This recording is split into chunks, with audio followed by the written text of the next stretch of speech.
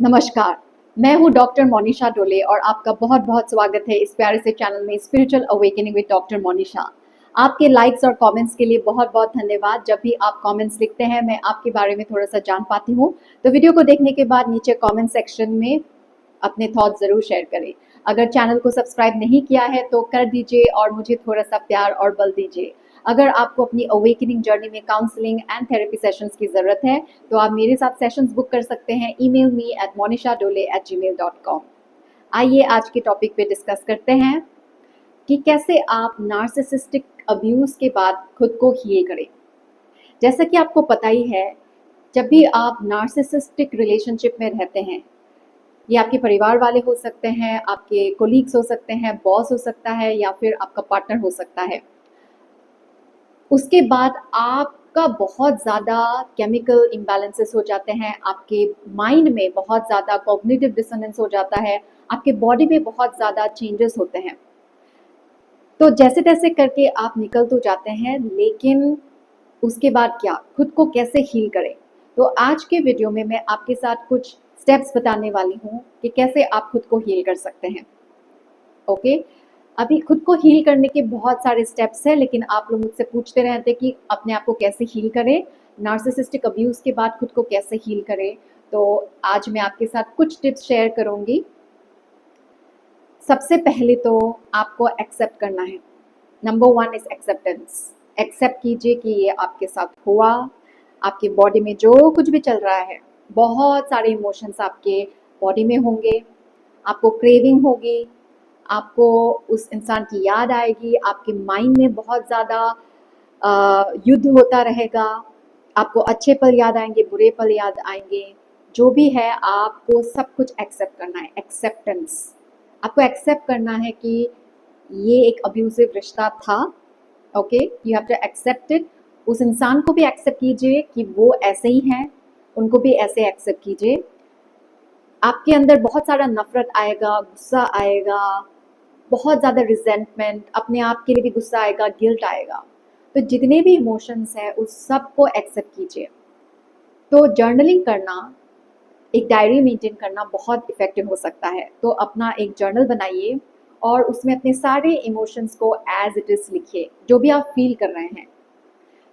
हम जब पेन से भागते हैं, हम जब भी हमारे साथ कुछ बुरा होता है या फिर रिजेक्शन, जेलसी, गुस्सा, डिसअपॉइंटमेंट जो भी होता है, हम उससे भागने की कोशिश करते हैं।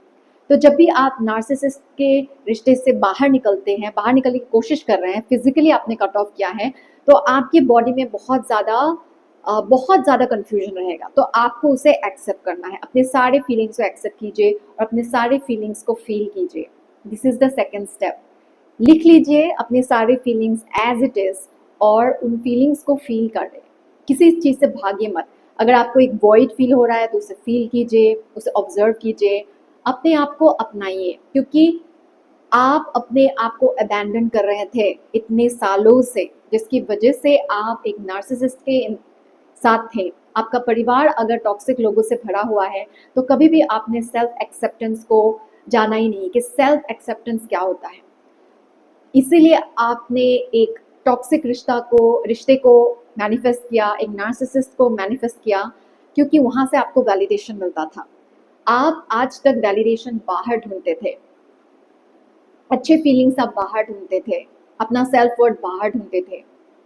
तो अभी ये वक्त है खुद को कम्प्लीटली एक्सेप्ट करने का। अपने हर एक फीलिंग्स को फील कीजिए, एक्सेप्ट कीजिए जो भी हो रहा है, नॉन जजमेंटल होके, विदाउट एनी जजमेंट आप अपने आप को एक्सेप्ट कीजिए। आपके माइंड में बहुत सारे नेगेटिव थॉट्स आएंगे, आपका मन करेगा कि उस इंसान को आप भला बुरा सुनाए, उसको मारे, उसको पीटे, उसको काटे, बहुत कुछ आएगा। लेकिन आपको कोई स्टेप नहीं लेना है। आपको ना उनको रीच आउट करना है, ना कॉल करना है, ना कांटेक्ट करना है। आपको बस अपने आप को एक्सेप्ट करना है कि आपके साथ ऐसा हो रहा है, ऐसा मन कर रहा है। जो भी है एक ही स्टेप लेना है, आपको उसे लिखना है, लेकिन फिजिकली आप कोई स्टेप नहीं लेंगे। ओके, तो ये है फर्स्ट स्टेप।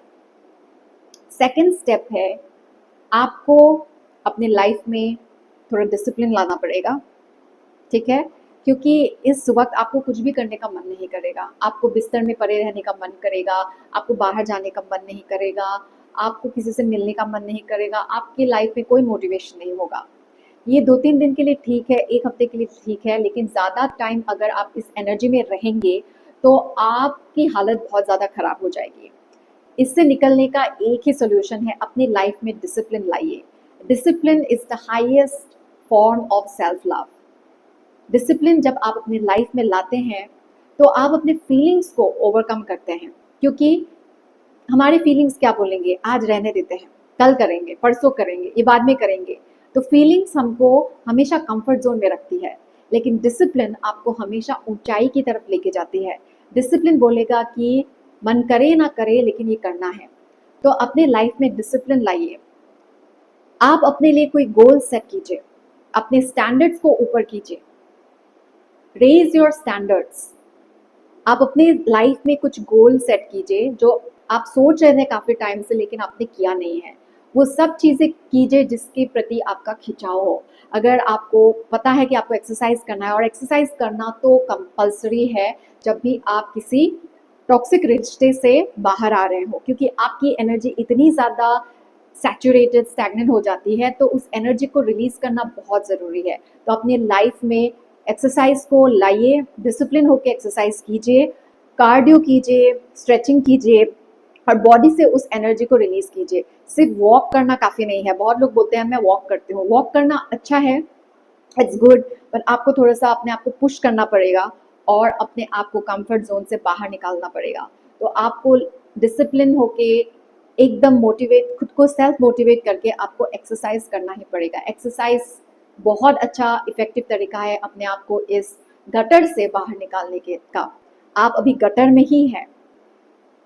जब आप लाइफ में डिसिप्लिन लाएंगे और अपने आप को हील करेंगे, इसके बाद आप कमल फूल की तरह खिलेंगे ज़रूर, आप वो ज़रूर बनेंगे। लेकिन पहले आपको एक्सेप्ट करना पड़ेगा कि आप गटर में हैं, और आपको ये डिसाइड करना पड़ेगा कि आप कमल फूल की तरह खिलना चाहोगे, और ये अपने आप से नहीं होगा, आपको बहुत ज़्यादा मेहनत करनी पड़ेगी। ठीक है। थर्ड क्या कर सकते हैं, आपको अपना जो सेल्फ टॉक है उसे लविंग बनाना पड़ेगा अपने प्रति। आपको वैलिडेशन खुद को देना पड़ेगा। आप उस रिश्ते में इसलिए थे क्योंकि आपको वैलिडेशन की ज़रूरत थी। आप खुद को नेग्लेक्ट करते थे, आप के अंदर लैक की फीलिंग थी, आपको प्यार की कमी होती थी, आप अपने आप पे भरोसा नहीं करते थे, आपको खुद पे कॉन्फिडेंस नहीं है, आपको खुद के अंदर ट्रस्ट, खुद के ऊपर ट्रस्ट नहीं है। तो आपको पहले तो एक लिस्ट बनाइए अपनी, ठीक है। आप एक लिस्ट बनाइए, अपने सारे वीकनेसेस को लिखिए, जो जो आप अपने बारे में गलत सोचते हैं, आपको अपने लिमिटेशंस पता है, वो सब आप किसी जर्नल में लिखिए। अपनी जो डायरी बनाई है उस डायरी का नाम ही लिख दीजिए कि नार्सिसिस्टिक अब्यूज रिकवरी जर्नी। अच्छा नाम है ना, नार्सिसिस्टिक अब्यूज रिकवरी जर्नी। ये एक जर्नी है, ये कोई कोर्स नहीं है। और ये जर्नी जब आप प्यार से प्रैक्टिस करेंगे तो धीरे धीरे ये आपकी लाइफलाइन बन जाएगी, और इसके बिना आप कुछ कर ही नहीं पाएंगे। क्योंकि जो भी आप कर रहे हैं ये सिर्फ इस रिश्ते से निकलने के लिए नहीं कर रहे हैं, ये जो भी करेंगे आगे ही आपको प्रोटेक्शन देगा। जब आप इन प्रैक्टिसेस को एज ए शील्ड यूज करेंगे और लाइफ में हमेशा यूज करेंगे तो यही आपको प्रोटेक्ट करेगा। कोई दूसरा इंसान आपको प्रोटेक्ट नहीं करेगा। आपके लाइफ में कोई हीरो नहीं आने वाला है जो आपको प्रोटेक्ट करेगा। आपको खुद को ही प्रोटेक्ट करना है by having this kind of tools and techniques जो आप हर दिन प्रैक्टिस करते हो। तो आप अपनी सारी कमजोरियों को पहले एड्रेस कीजिए, उनको फेस कीजिए कि आपके अंदर क्या चल रहा है, आप अपने आप को कैसे देखते हैं, क्या है आपकी कमजोरियां, आपके क्या डर हैं, ये सब आप लिख लीजिए और फिर डिसाइड कीजिए उसको बदलने का। जो है, अगर आपको लगता है आप डरपोक हैं तो उसे आप कैसे चेंज कर सकते हैं। अपने आप को बोलिए कि नहीं, मैं डरपोक भी हूँ और मैं बहादुर भी हूँ। हर इंसान में डर तो रहता ही है, लेकिन जो लोग साहसी होते हैं, ऐसा नहीं कि उनके अंदर डर नहीं है, लेकिन वो अपने डर के बावजूद भी वो सब काम करते हैं जो उन्हें करना चाहिए। तो आप भी एक्सेप्ट कीजिए कि हाँ आपके अंदर डर है, लेकिन आपके अंदर हिम्मत भी है। बस आपको उसे जगाना है, उसे चूज करना है। आप अपने हिम्मत को चूज कीजिए, आप अपने साहस को चूज कीजिए, आप अपने कॉन्फिडेंस को चूज कीजिए। आप बहुत बहादुर हैं, इसलिए तो आप उस रिश्ते से निकल पाई हैं। तो आप अपने आप को कैसे कमजोर बोल सकते हैं? आप जब अपने अपने अंदर की ऊंचाई के साथ कनेक्ट होंगे, जिसको हायर सेल्फ बोलते हैं, तब आपको पता चलेगा, आपको रियलाइज होगा कि आप अपने आप के साथ कितना अन्याय करते हैं, आप अपने आप को कितना धोखा देते हैं, आप अपने आप को कितना छोड़ के जाते हैं। अगर आपको किसी ने धोखा दिया है, कोई आपको छोड़ के गया है, तो वो भी आपका ही दर्पण है। आप ही अपने आप को छोड़ देते हैं, आप ही अपने आप को धोखा देते रहते हैं, जिसकी वजह से बाहर ये आपको दिख रहा है। ये कोई सेल्फ ब्लेम का दूसरा तरीका मत ले लीजिए। ये कोई टाइम नहीं है खुद को ब्लेम करने का। ब्लेम करके कुछ नहीं होगा, हमें अकाउंटेबिलिटी लेना है, हमें रिस्पॉन्सिबिलिटी लेना है। आपको अपने प्रति 100% रिस्पॉन्सिबिलिटी लेनी पड़ेगी कि आपके लाइफ में जो जो हो रहा है वो आपके ही कारण हो रहा है, आप ही वो कॉज है और आप ही वो सोल्यूशन है। प्रॉब्लम भी आप है, सोल्यूशन भी आप है, और आप ही कर सकते हैं। आप ही डिस्ट्रॉयर हैं, आप ही क्रिएटर हैं। तो आपको अपनी कमजोरियों को अपनी स्ट्रेंथ में ट्रांसफॉर्म करना है। और यही इस जर्नी की, ये रिकवरी जर्नी की खूबसूरती है। जब आप चूज करेंगे अपने स्ट्रेंथ को, धीरे धीरे, one day at a time, आपको अपने अंदर की शक्ति का पता चलेगा। ठीक है? उसके बाद आप अपनी पॉजिटिव क्वालिटीज को लिखिए। आप 50 क्वालिटीज लिखिए अपने बारे में। 50, जी हाँ, अभी बहुत ज़्यादा लग सकता है, लेकिन मुझे यकीन है कि आपके अंदर 50 से भी ज़्यादा क्वालिटीज़ होंगे, अच्छी क्वालिटीज़ होंगे। तो आप उन 50 क्वालिटीज़ को लिखिए और हर दिन उसे पढ़िए। आईने के सामने बैठ के, आंखों में आंखें डाल के, आईने के सामने खुद से बात कीजिए और उस लिस्ट को रोज़ पढ़िए, अगले 30 दिन तक। सोने से पहले पढ़िए या फिर उठने के बाद पढ़िए, दिन में कभी भी पढ़िए। एक डेडिकेटेड टाइम रखिए कि इस वक्त मुझे अपने एफर्मेशंस को पढ़ना है, और उन्हें बोलिए।